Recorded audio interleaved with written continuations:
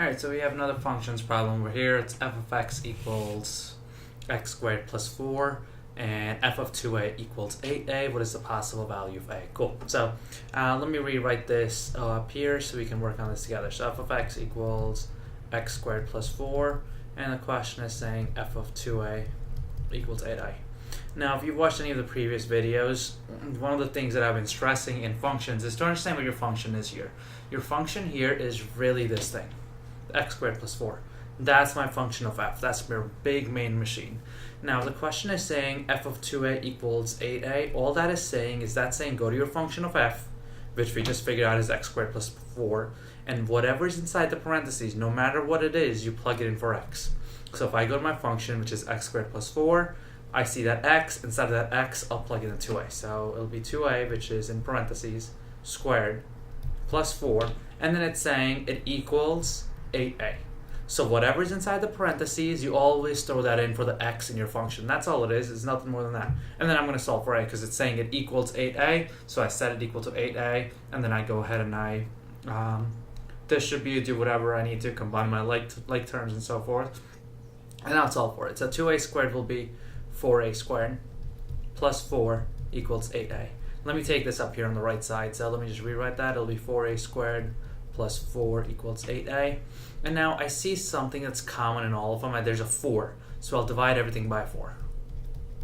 That leaves me with a squared plus 4 divided by 4 is 1. And 8a divided by 4 is just 2a. Now let's start. I'm going to erase this, get this out of the way. Now let's start combining some terms or see what we can do. I'm going to bring this 2a to this side because I see a quadratic here. I'm going to have to set it equal to 0. A squared minus 2a plus 1 equals 0. So all I've done so far is brought this 2a to the other side. Now I have to factor it out.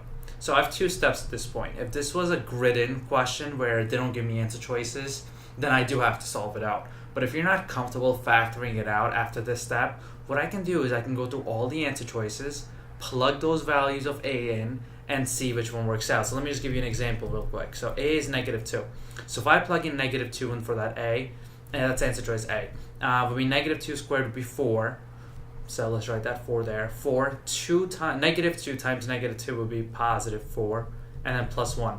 So 4 plus 4 is 8, 8 plus 1 is 9, and that does not equal 0, so I can cross out a. And then I can go to b. b is saying negative 1. So negative 1 squared is 1. Negative 2 times negative 1 is positive 1, and then plus 1. That'll give me 3, which does not equal 0. And let's test out c. c will be 0. c is saying 0, so 0 squared is 0. 0 minus 0 plus 1, and then 1 does not equal 0. Most likely my answer is d, which is 1. So 1 squared is 1 minus 2 plus 1. 1 minus 2 is negative 1. Negative 1 plus 1 is 0, making my answer D. But now let's finish it off over here by factoring it out. So a and a over here, because it has to multiply to a squared. Now I need two numbers that are going to add up, or that are going to multiply to 1, but add or subtract the negative 2. So it'll be negative 1 times negative 1, because negative 1 times negative 1 is positive 1, and minus 1 will give me that negative 2 there.